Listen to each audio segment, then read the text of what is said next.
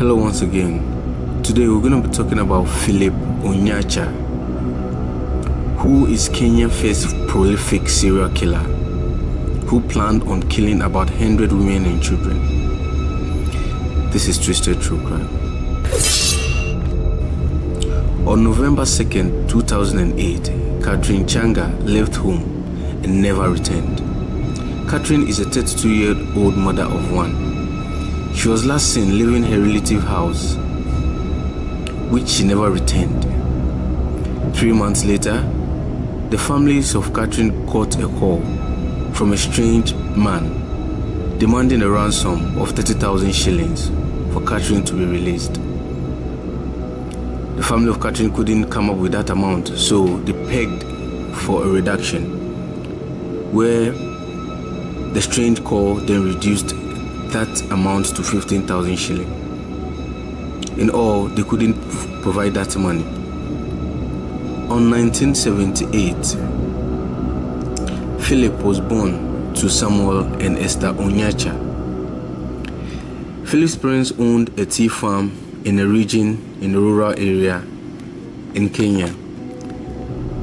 His mother claimed that Philip was molested in his teenage years, which damaged him physically. This made him think that he can get away with anything he wanted by force.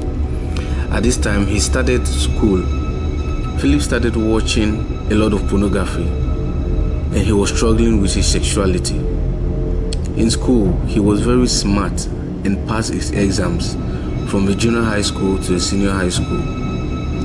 In his second year, he was accused of sodomy and was suspended. After coming back, he stopped learning. He became a different human being altogether.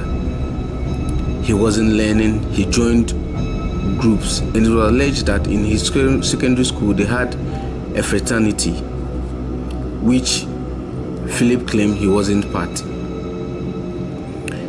Philip claimed that he could read people's mind and heard voices in his head, which told him to do things that were uncalled for.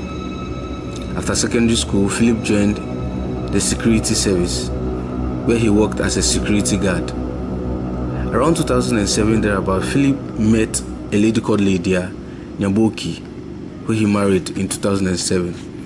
They were staying in a single-room apartment with Philip and his wife and his son and 2 other relatives. This made Philip very, very furious at times.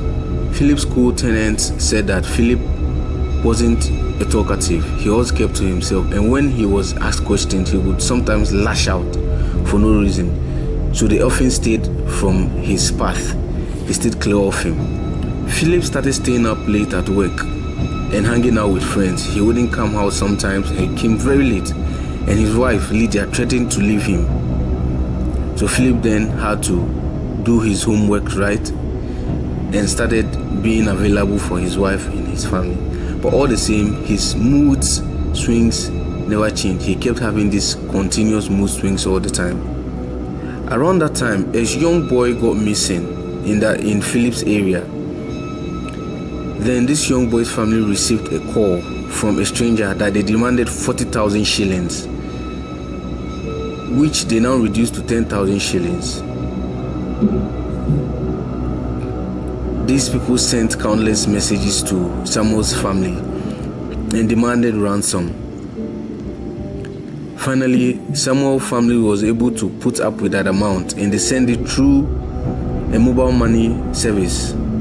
So when the people noticed in the area that there was a lot of killings happening, they had to form a vigilante group, which Philip volunteered to be part. So this vigilante group decided to come up with a plan in order to catch this serial killer. So they started with the writing on the notes that the serial killer sent to the families of the people they've captured. There and there, when Philip saw the handwriting, he then said, "This handwriting belongs to a lady.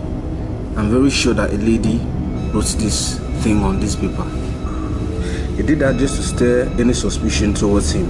So he tilted the investigation towards another place so that they wouldn't know actually that it was a man or he was the one doing this. He was part of the vigilante group in order to know whatever moves they are taking so that he will be able to plan himself well on his next victim.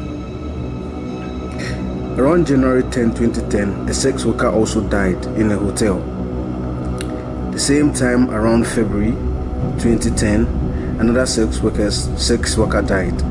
April 2nd, 2010, another sex worker died in a hotel, making a total of 8 people who had died within that time.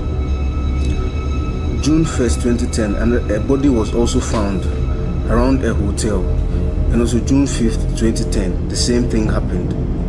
Philip was just continuing with his killing spree, thinking that nobody would ever find out.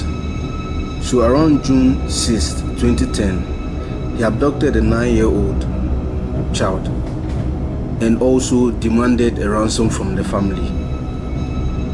The family was able to put together the ransom and they sent it via a mobile money network called M-Pesa. Little did Philip know that they were tracking this money. So they were able to track this money and it landed in Philip's hand where the police apprehended him. So when they apprehended him and took him to the police station and started asking him the reason and why he committed all these crimes, he said he got pleasures in killing people. The referral that comes through him is something else. And they asked him that how did he become a serial killer? Then he confessed that and he said it was his teacher, whose name is Elizabeth Waboi, who initiated him at a tender age when he was in the secondary school. Initiated him into a killing cult, and that teacher taught Christian religious studies in the school. So he said the teacher asked him to come over to his end, and he dosed his food and his drink with some substance. So after when Philip took this substance, he became a different person altogether. When Philip was caught, he has killed a total of 100 people, and he said that the teacher and the cult told him that if he should kill more 150 people by the end of that year, they were going to reward him handsomely. So he did as he was asked. So when he was caught, he had killed a total of 100, which was left with 50 people. And his main victims were women and children. They asked him why. He said women and children were very vulnerable, and also women mainly because the person who initiated him into this cult was a woman. So the process Philip to court, and the lawyer, after doing his deliberation and everything, they came to a conclusion that Philip had a mental breakdown, that he had something wrong with his brain. So they took him to a facility to check his soundness, and when they did that, the psychiatrist came out with a statement that Philip is of sound mind, that he did that knowingly. So they processed him to court, and now he's spending his life in prison. Philip so far is the most prolific serial killer in Kenya. This is Twisted True Crime. Let me know your thoughts about this video. See you in my next video.